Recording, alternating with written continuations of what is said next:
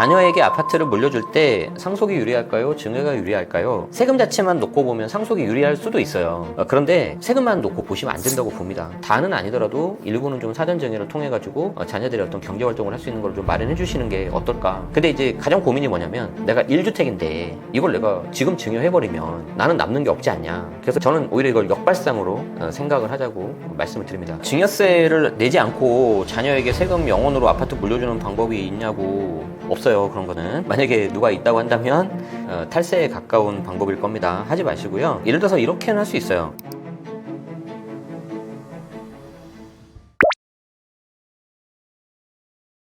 자, 증여세를 내지 않고 자녀에게 세금 영원으로 아파트 물려주는 방법이 있냐고 질문을 주셨는데 없어요. 그런 거는. 만약에 누가 있다고 한다면 탈세에 가까운 방법일 겁니다. 하지 마시고요. 예를 들어서 이렇게는 할 수 있어요. 내가 10억짜리 아파트가 있는데 여기 이제 그림이 있는데 이걸 이제 자녀한테 넘겨주는 방법이 세 가지 방법이 있습니다. 그냥 우리가 생각하는 증여, 그리고 부담부 증여, 그리고 이제 저가양수도 싸게 파는 방법이 있어요. 부모님이 이 10억짜리 아파트를 하나만 가지고 있다. 이게 전제 조건입니다. 그래야지 이제 비과세가 되니까.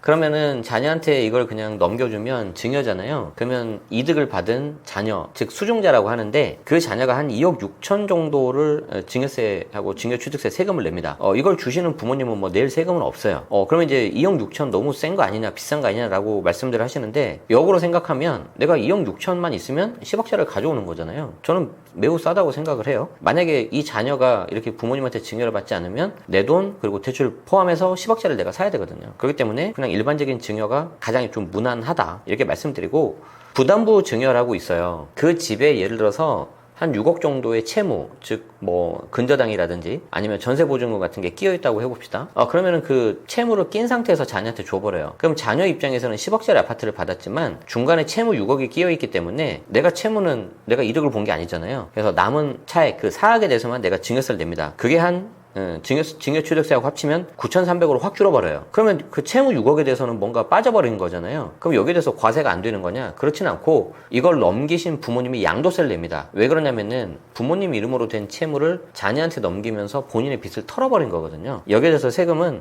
대가성이 있다고 봐요. 그렇기 때문에 양도세가 나오는데 재밌는 건 뭐냐면 아까 말씀드린 것처럼 부모님이 이 집 하나만 가지고 있다. 비과세가 된다. 그러면 이거 양도세가 안 나와버려요. 그럼 세금이 2억 6천에서 9,300으로 확 떨어져 버리는 거죠. 근데 안 좋은 건 뭐예요? 자녀가 채무 몇 억을 떠안아야 돼. 그래서 보통은 부담부 증여 할 때 이제 자녀가 소득이 있는 경우는 그렇게 하시고, 그게 아니면은 그냥 일반 증여로 가는 경우가 많습니다. 그럼 여기까지가 이제 증여하고 부담부 증여 이야기고, 야 그럼 아예 그러지 말고 내가 너한테 싸게 팔게. 그 방법이 저가양수도예요. 저가양수도로 하면 말 그대로 파는 거잖아요. 주시는 부모님이 증여자가 아니고 이제 매도자가 되는 거예요. 그리고 이걸 받는 자녀가 수중자가 아니라 매수자가 되는 거고, 그럼 매수자는 어떻게 하면 돼요? 취득세만 내면 돼요. 3천만 원, 3,300만 원, 3.3%니까 취득세가. 대신에 뭐가 있어야 돼요? 이거 10억 다 내가 돈을 가져와야 돼요. 그런데 좀 싸게 팔 수가 있거든요. 얼마까지 싸게 파냐? 30%까지 싸게 팔 수가 있어요. 그럼 10억에 30%니까 3억이잖아요. 그러면 7억까지 낮춰서 팔 수가 있는데, 이제 공교롭게도 지금 10억이니까 30%가 3억인데 그 30% 싸게 파는 금액이 3억을 초과하면 안 됩니다. 그래서 30%와 3억 중에서 낮은 값을 차감을 해줘요. 그러면 5억이면 얼마까지 싸게 팔 수 있어요? 3억에서 2억이 아니고 30%인 1억 5천만 싸게 파는 거예요. 20억이면요? 30%인 6억을 싸게 파는 게 아니고 그 낮은 값인 3억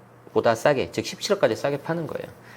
그렇게 해서 부모님은 매도자가 돼서 양도세, 그리고 자녀는 매수자가 돼서 이제 취득세만 가져오면 되는데, 아까도 말씀드린 것처럼 부모님이 이 주택 하나만 있다. 그럼 양도세가 비과세가 돼버리겠죠. 그러면 전체 토탈 세금은 3,300밖에 안 들어가요. 다만 저가양수도 같은 경우에는 자녀가 저 자금을 다 조달해야죠. 조달을 다 못했다, 7억에 대해서 못했다, 그러면 이제 증여 이슈가 또 나오는 겁니다. 그러니까 무슨 말이냐면 7억에 계약하기로 해놓고 부모님한테 주기로 한 돈을 7억을 줘야 되는데, 에이 엄마 알잖아, 우리 사이에 하면서 한 2억 정도만 주고 5억을 빼돌려 버려요. 이런 경우가 있습니까? 매매 관계에서 그런 거 일절 없습니다. 일반적인 매매라면.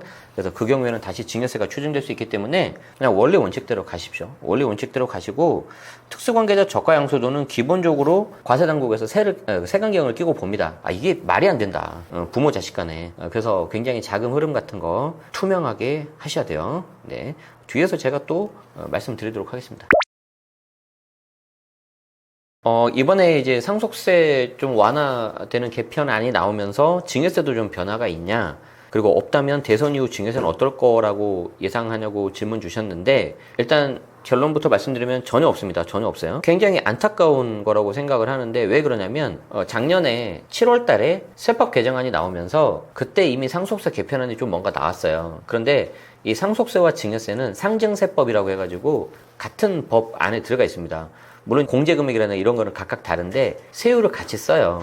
그래서 작년 세법 개정안 나오면서 최고세율 없애면서 최저세율 10%에 적용되는 과표를 1억에서 2억으로 올리기로 했었는데 뭐 그걸 또 당시 야당이었던 민주당에서 반대를 했거든요. 부자 감세라고. 물론 이제 최고세율 없앤 거는 부자 감세가 맞는데 최저세율 10%에 해당되는 과표는 좀 해줬으면 좋지 않았을까. 그래서 결론적으로는 없습니다. 그리고 우리가 이제 성년 자녀 5천만 원, 뭐 부부간 6억, 이것도 증여자산 공제 이것도 벌써 몇십 년 동안 똑같은데 이번에 이제 내용이 전혀 안 나오기 때문에 선거 지나고 나봐야 알 것 같은데 개인적으로는 과연 될까 지금. 좀 약간 별다른 소식이 들리고 있지 않기 때문에 좀 차분하게 그냥 기다리시는 게 맞을 것 같고, 그나마 이제 그 전에 이제 지금 정부에서 그 전에 했던 조치가 뭐냐면 혼인 출산 증여자산 공제를 이제 1억으로 한 거였는데, 그것도 여러분들이 히스토리를 알아야 되는 게 정부와 여당에서 혼인 증여자산 공제 1억을 더 하자 했더니 또 부자감세라고 반대를 했어요. 야당에서, 민주당에서. 근데 그때 그러고 말았거든요, 분위기가. 그러니까 이제 조금 그쪽에서도 좀 다르게 생각을 했나 봐요. 그래서 혼인 플러스 출산할 때에도 같이 해주자. 그래서 살짝 이렇게 좀 보완하는 그런 식으로 돼서 관련 법이 통과됐습니다. 그래서 혼인을 하거나 아니면 출산을 하면 증여자산 공제를 1억 내가 더 받을 수 있다. 그런데 한도는 통합해서 1억까지이기 때문에 결혼하시는 분들이라던가 출산을 앞두고 계신 분들은 이걸 활용하시면 그나마 조금 나을 것 같습니다.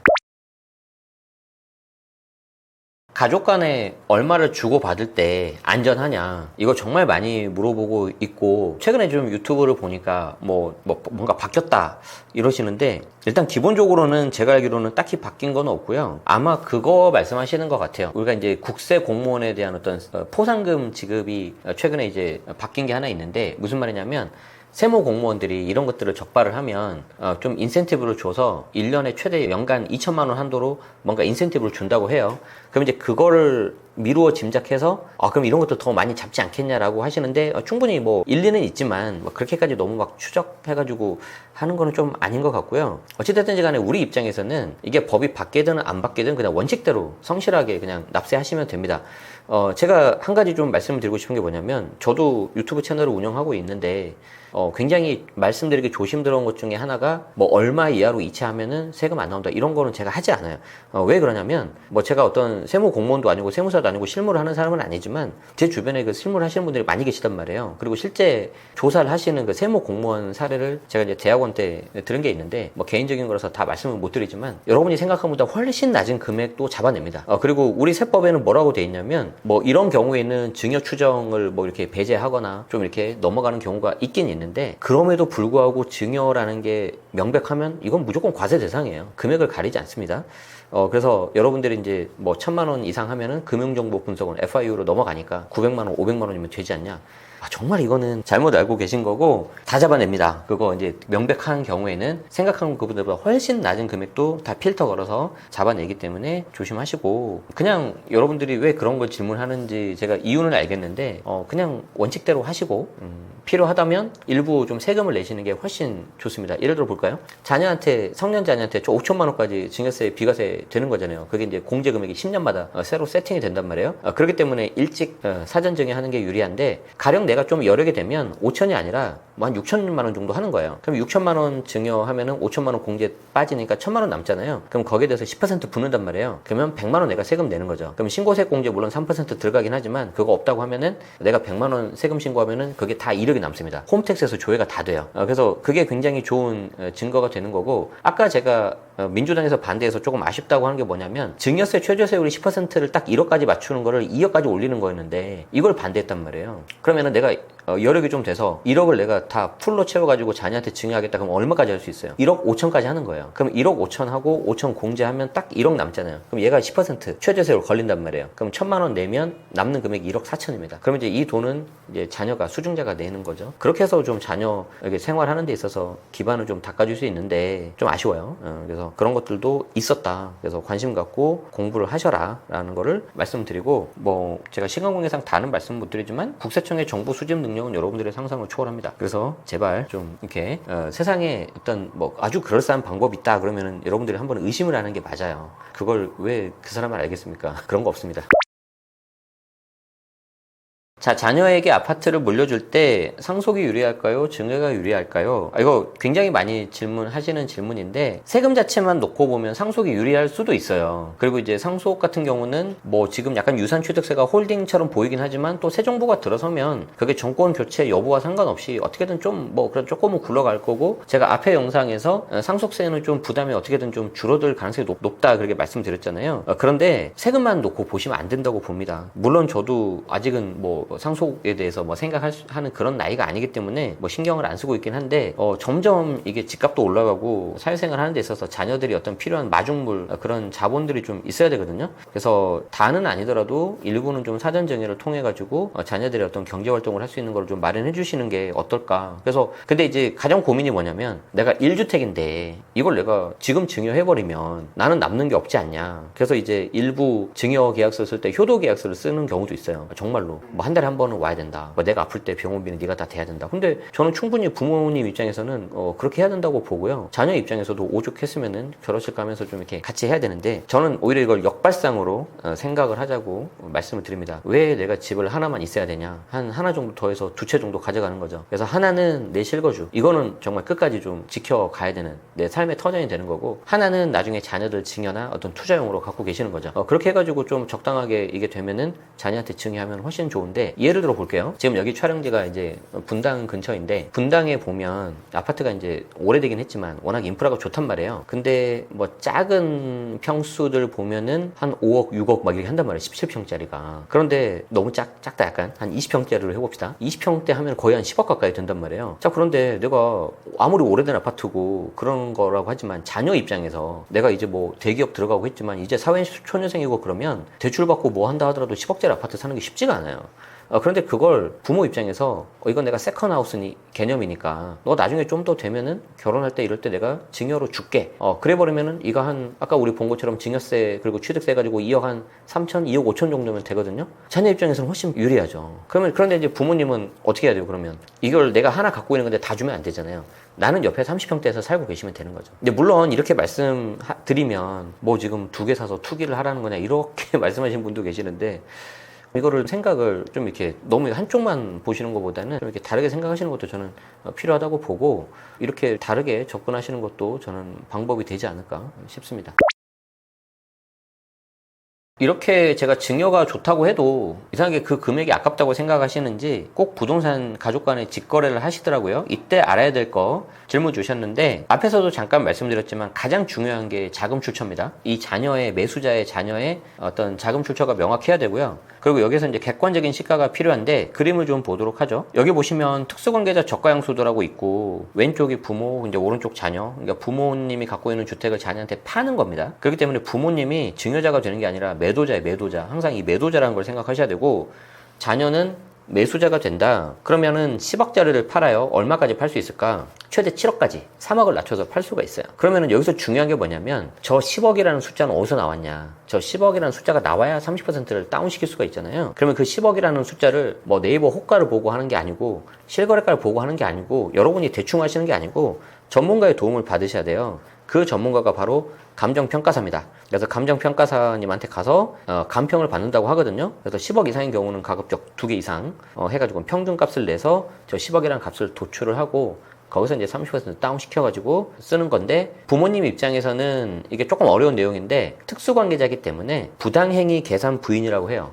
말이 좀 어렵죠? 부당행위, 안 좋은 행위를 계산 부인, 인정 못하겠다. 즉 너는 7억에 팔았지만 너는 특수관계자니까 그냥 10억으로 계산해 해서 10억으로 양도세를 내야 돼요. 좀 어려워요. 그리고 자녀는 거기에 대해서 이제 7억으로 매수를 하는데 뭐가 있어야 되죠? 당연히 매수 자금이 있어야 되니까 7억을 내가 내 돈 플러스 대출 받아서 매도자인 부모님한테 꽂아줘야죠. 근데 여기에 대해서 내가 만약에 7억까지 싸게 살 수 있었는데 엄마 나 5억밖에 없어. 5억만 가져가 하고 2억을 더 몰래 현실적으로 다운을 시켜버리잖아요. 그럼 그 2억에 대해서 증여세가 또 나옵니다. 그래서 이거를 꼭 여러분들이 기억을 하셔야 되고요. 최근에 나온 2월 달에 나왔던 붙잡혔던 보도자료 사례를 보면 자녀에게 여기 그림을 보시면 자녀에게 아파트를 저가에 양도하는 수법으로 양도세 및 증여세 탈루했다. 근데 아버지가 자녀한테 이걸 직거래 직거래 하는데 시세 대비 60%나 싸게 판 거예요. 이거 말이 안 되잖아요. 30%까지지만 그 금액이 3억을 넘어가면 3억을 한도로밖에 안 된단 말이에요. 근데 60%, 40%나 싸게 판 거죠. 그러니까 너무 싸게 팔았기 때문에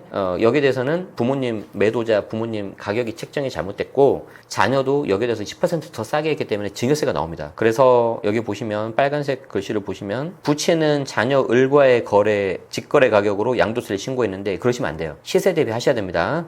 그래서 여기서 벌써 틀렸고 자녀 을은 이 거래와 관련해가지고 증여한 신고 내역이 없다. 그래서 증여세를 탈루한 혐의가 있다. 이렇게 보시면 될 것 같습니다. 그래서 양쪽에서 양도세 그리고 증여세 다 문제가 생길 수 있기 때문에 최근에 이런 것들 다 잡아내고 있기 때문에 조심하시고 감정평가 받으시고 거기 연계된 세무사님 사무실이 있을 거예요. 그분한테 저라면 그냥 신고대행 맡기겠죠. 그렇게 할 것 같습니다. 이렇게 불러주셔서 출연하게 돼서 반갑게 생각하고요. 여러분들 제 짧은 지식이 여러분들에게 좀 도움이 되면 좋겠습니다. 저는 계속 말씀드리지만 그냥 평범한 직장인에서 지금 어떻게 하다 보니 이제 부동산 세금 관련해서 컨텐츠 만들고 크리에이터가 됐는데 세금에 대해서 여러분들이 조금 더 폭넓게 보시면 좋을 것 같아요. 역사를 보면 그 어떤 나라 정부든 딱 두 개밖에 없습니다. 세금을 많이 거둘 거냐 아니면 세금을 조금 거둘 거냐. 그래서 세금을 많이 걷는다는 거는 조금 좋게 말하면 복지사회 이렇게 좀 갈 수도 있지만 개개인의 어떤 것들을 많이 통제하겠다는 거예요. 그리고 이거를 좀 적게 걷는다는 거는 어떤 빈부격차라든지 어떤 사회적 격차는 어쩔 수 없지만 개인의 자율성을 최대한 보장을 하겠다는 거거든요. 이것과 비슷하게 뭐가 있냐면은 세금은 우리가 이제 국민으로서 어떤 신성한 납세 의무도 있지만 동시에 합법적인 방법으로 우리의 재산권을 뺏어갈 수 있는 그런 겁니다. 예를 들어서 제가 과거에 세무사 공부했을 때 자녀를 한 명 갖고 있으면 자녀 소득공제였어요. 그게 100만 원, 150만 원 해가지고 보통 한 30만 원, 35만 원 정도 세이브가 되는 그런 효과가 났었는데 지금은 자녀 세액공제죠. 그러면은 1인당 15만 원? 요 정도밖에 세이브가 안 돼요. 그게 벌써 10년이 훌쩍 넘었는데 물가 상승을 감안하더라도 지금 소득공제에서 세액공제로 바뀌는 게 훨씬 손해거든요. 그런데 여러분들 관심 1도 없잖아요. 왜? 내용도 어렵고 복잡하고 뭐 먹고 살기 바쁘니까. 저도 마찬가지인데. 그런데 여러분들이 이런 것들을 좀 관심을 갖고 두 눈을 부릅뜨고 지켜보셔야지 이거를 행사하는 그런 과세당국 쪽에서 조금 더 신경을 쓰고 조심스러워합니다. 고양이한테 생선을 맡겼으면 좀 지켜봐야 되겠죠. 그렇죠? 그래서 여러분들이 관심을 갖고 공부하는 게 최선이고 조금 더 이거를 더 폭넓게 보자면은 우리는 자본주의 세상에 살고 있잖아요. 자본주의에서는 그 게임의 법칙이 있어요. 그 게임의 법칙이 뭐냐면 내가 나한테 가장 소중한 시간을 투입해서 내가 화폐 가치가 떨어지는 그 화폐를 받잖아요. 그럼 이게 나의 가장 소중한 시간을 태우고 받은 화폐이기 때문에 엄청 소중한 거란 말이에요. 그러면 이걸 내가 다시 대체가 불가능한 아니면 희소성이 강한 다른 것들로 바꿔야 되는 거죠. 근데 예를 들어서 이거를 사자마자 곧바로 감가가 되는 뭐 차에다가 그냥 다 써버렸다. 그러면 나는 소중한 시간도 버렸죠. 그리고 차 물론 좋긴 하지만 시간 지나면 또 감가되고 그 효용도 떨어지죠. 그러면 좀 이건 잘못한 거거든요. 그래서 누구든지 간에 처음에는 화폐를 만들어야 되고 소위 말해서 그 시드머니를 만들어야 됩니다. 근데 그거를 이제 그 다음에 어떤 식으로 불릴 거냐. 나는 주식으로 할래. 나는 부동산으로 할래. 그거는 여러분들이 선택하시면 되고 잘하는 쪽으로 하시면 되겠습니다. 그래서 올바른 방향으로 재테크하시고 여러분들 원하시는 바 다 이루셔서 행복하셨으면 좋겠습니다.